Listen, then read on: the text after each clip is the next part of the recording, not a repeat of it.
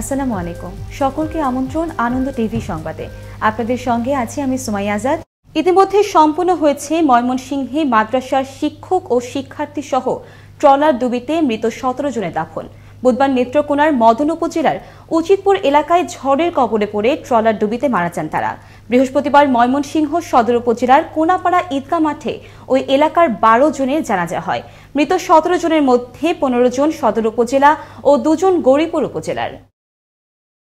রাজধানীতে দরিদ্র ও হতদরিদ্ররা নিজেদের পেশা ও কর্মস্থলে যোগ দিতে না পেরে অস্তিত্ব টিকিয়ে রাখার অসম লড়াইয়ে হেরে যাওয়ার ঝুঁকিতে পড়েছেন। শত শত মানুষ এখন কিং কর্তব্য বিমূঢ়, নেই কোনো উপায়, তবুও চালিয়ে যাচ্ছেন জীবনযুদ্ধ। বনানীর করাইল বস্তি এলাকায় সে দৃশ্যের চিত্র ধরে তুলেছেন মুসামিয়া। ক্যামেরায় ছিলেন শাহিন রেজা। বিভিন্ন পেশায় চাকরি করে যারা একদিন জীবন জীবিকা নির্বাহ করতেন তারা আজ একেবারে কর্মহীন ও চাকরিহারা। অনেক লোকজনের কোনো চাকরি নাই, আমরা খুব বিপদে আছি। না, আমরা সরকারি সহযোগিতা বেশি তেমন একটা পাইনি, মাঝে মধ্যে দিচ্ছে, 2-1 ঘরে পাইছে, আর পাই নাই। করোনা ভাইরাসের প্রকোপে দিশেহারা এই মানুষগুলো।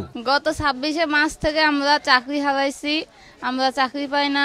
চাকরির জন্য মানে টাকার জন্য আমরা ঘর ভাড়া দিতে পারি না। তুলামালা করে দেয়, তারপর 2টা ছেলে অফিসে চাকরি করতে পারে, আমি এটা কিছু করতে পারলে তবে এটাই দ্বন্দ্ব মনে করি। সমুদ্রের লোন উড়াইছিলাম, কিস্তি লেগে চাপ দিতেছে, বাড়ির ঘর ভাড়া লেগে চাপ দিতেছে, খায়া শান্তি নাই, হুয়া শান্তি নাই, মানুষের ফানা ধরে লেগে টুরির মেঝে ফাড়া মেরে ধরে। জনপ্রতিনিধিরা এই সমস্যা সমাধানে এগিয়ে এলেও তা চাহিদার তুলনায় অপ্রতুল। এটা অস্বীকার করার কিছু নাই। সারা বিশ্বে এখন মানুষ চাকরিহারা এবং কর্মহীন, এই আলোকেই মানুষ কষ্টে আছে, এটা অস্বীকার করার কোনো সুযোগ নাই। তারপরও আমরা আমাদের তরফ থেকে যেটুকু সম্ভব আমরা করে যাচ্ছি এবং আমরা করব।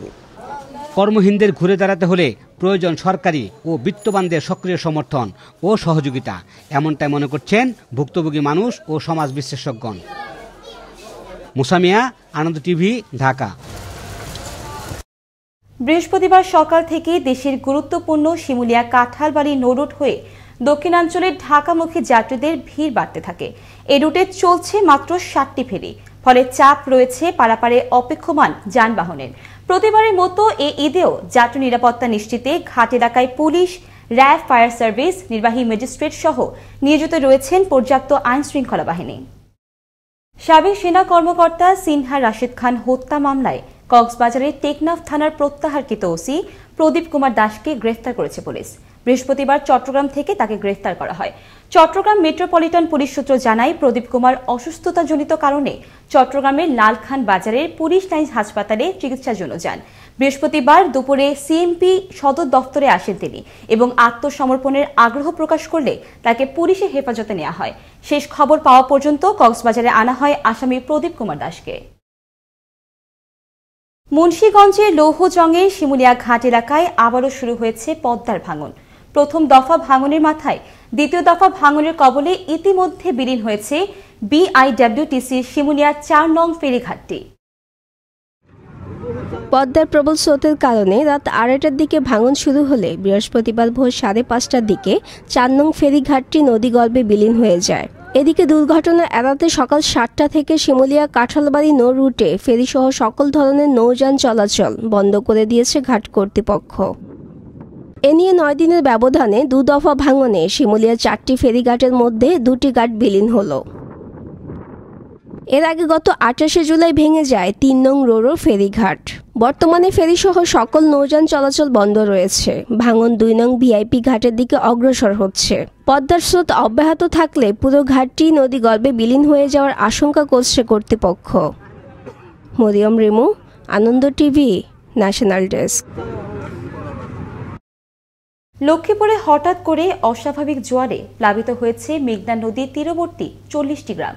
স্বাভাবিক উচ্চতার চেয়ে গত 3 দিনে নদীতে বৃদ্ধি পেয়েছে 5 ফুট পানি।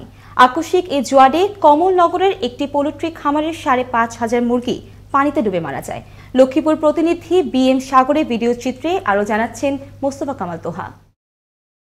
লক্ষ্মীপুরে মেঘনা নদীর তীরবর্তী গ্রামগুলোতে দেখা দিয়েছে হঠাৎ পানি বৃদ্ধি। এতে প্লাবিত হয়েছে নদীর পাড়ের কমপক্ষে 40টি গ্রাম। আকস্মিক জোয়ারে রায়পুর উপজেলার কয়েকটি ঘেরে অর্ধ কোটি টাকার মাছ ভেসে যায়। রায়পুর থেকে সদর ও কমলনগর হয়ে রামগতি পর্যন্ত 60 কিলোমিটার নদী এলাকার প্রত্যেকটি গ্রামই হয়েছে প্লাবিত। কমলনগরের চর লরেন্স ইউনিয়নের 7 নম্বর ওয়ার্ডে একটি পোল্ট্রি খামারের 5,500 মুরগি জোয়ারের পানিতে ডুবে মারা যায়। নষ্ট হয়েছে মুরগির খাবার। পোল্ট্রি খামারের মালিক মোহাম্মদ ওসমান বলেন, 5,500 মুরগি এট এ টাইম সব মুরগিগুলো মরে একদম নিঃস্ব হয়ে গেছি। আর কিছু ব্যাংক থেকে লোন নিয়েছি আর লোন অতিরিক্ত মাত্রায় পানি বৃদ্ধি হওয়ার কারণে যে বন্যা দেখা দিয়েছে, এই বন্যাতে কী পরিমাণ ক্ষতিগ্রস্ত হয়েছে সেগুলো পরিদর্শন করে যেন খুব দ্রুত জানানো হয় সেই নির্দেশনা দেওয়া হচ্ছে। 5,500 লেয়ার মুরগি এখন ডিম দেওয়ার একদম কাছের সময় চলে আসছে। এই মুহূর্তে এই জোয়ারে এই প্লাবনে তার সমস্ত মুরগিগুলি ক্ষয়ক্ষতি হয়ে গেছে। আমি আমার উদ্যোক্তা কর্তৃপক্ষকে এটা জানাবো এবং যাতে করে উনি সহযোগিতা পায় সেইভাবে আমি চেষ্টা করব। এ ব্যাপারে উপজেলা নির্বাহী কর্মকর্তাও জানালেন, হঠাৎ জোয়ারেই এমন ক্ষতি হলো। আনুমানিক 5,500 মতো মুরগি একসাথে মারা গিয়েছে, যেটি আসলে ক্ষতি পুষিয়ে নেওয়ার মতো নয়। সরকারের তরফ থেকে যে সাহায্য সহযোগিতা আসবে আমরা চেষ্টা করব। এমন সব প্রাকৃতিক দুর্যোগের উপরে হাত নেই কোনো মানুষের, কিন্তু এ ধরনের প্রাকৃতিক বিপর্যয়ের পূর্ববর্তী সংকেত প্রদান এবং দুর্যোগ পরবর্তী সরকারি বেসরকারি সহায়তা প্রাপ্তির মাধ্যমে ঘুরে দাঁড়াতে পারবে আক্রান্ত এলাকার বাসিন্দারা, এমনটাই অভিমত ভুক্তভোগীদের। মোস্তফা কামাল তোহা, আনন্দ টিভি, ন্যাশনাল ডেস্ক। এই ছিল এখনকার মতো। আনন্দ টিভির সংবাদ দেখুন প্রতিদিন বিকেল 5:30 এবং রাত 9:30। করোনা থেকে আপনি এবং আপনার পরিবারকে সুরক্ষিত রাখতে স্বাস্থ্যবিধি মেনে চলুন।